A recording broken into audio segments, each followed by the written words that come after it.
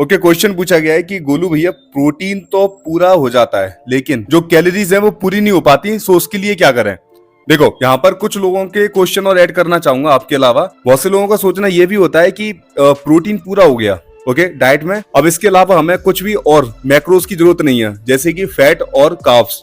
अब जैसे कि सबसे पहले मैं फैट को लेता हूँ। आपको पता है कि अनसैचुरेटेड फैट आपके ब्लड में कोलेस्ट्रॉल के लेवल को सही रखता है ओके, इन्फ्लेशन नहीं होने देता ज्यादा, और साथ में जो आपकी हार्ट की एक रिदम होती है ना, वो एकदम परफेक्ट बनी रहती है इसकी वजह से। अब मैं बात करूंगा सेकंड पे आपके कार्ब्स की।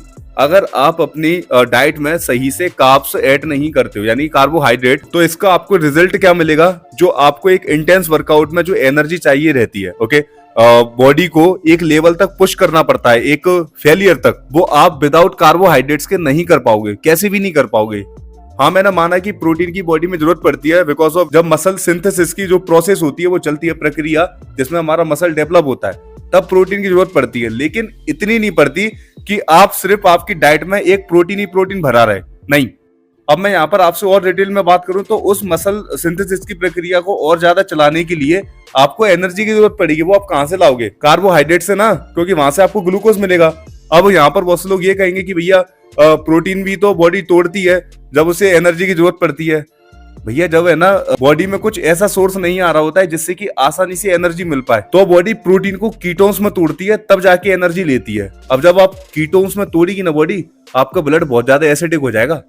सो यहाँ पर एक प्रॉपर मसल बिल्डिंग के लिए एक बैलेंस डाइट का होना बहुत जरूरी है, जिसमें कार्ब्स भी हो, प्रोटीन भी हो, फैट भी हो। और हाँ, अपनी डाइट में आप 25-30% से ज्यादा प्रोटीन को मत रखना ओके, बाकी के परसेंटेज को भी मायने देना, जैसे कि कार्बोहाइड्रेट का हो गया ज्यादा से ज्यादा, एंड देन थोड़ा बहुत फैट्स का भी।